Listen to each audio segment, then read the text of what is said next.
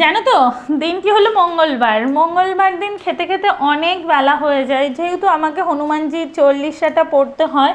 তো পুজো করে উঠতে উঠতে খেতে খেতে জানো 4টে রেগুলার হয়, আর 40 যেদিন পড়ি সেদিন 4:30 হয়ে যায়। তো যাই হোক, দেখো ভাতটা না একটু সিদ্ধটা বেশি হয়ে গেছে। ছোটো মানার জন্য আমি একটু সিদ্ধটাই করি, তাহলে ছোটো মানাকে আলু সিদ্ধ একটু কখনো ঘি দিয়েও খাওয়াতে পারি। তো আজকে কি রান্না করেছি দেখো। আজকে করলাম, আমি তো প্রায় সিদ্ধটা দিই, তোমার পটল ভাজা করেছি, কুমড়ো ভাজা করেছি, আর ওদিকে সিদ্ধ বলতে পেঁপে সিদ্ধ দিলাম আর ভেন্ডি সিদ্ধ দিয়েছি, ঠিক আছে। তো আর এদিকে স্যালাডের মধ্যে আজকে শশা ছিল না, জানো তো আমার কিছু না কিছু লাগে, পেঁয়াজ শশা বা টমেটো। আর এদিকটা করেছি তোমার হলো পটল আলুর তরকারি, আর করেছি চাটনি।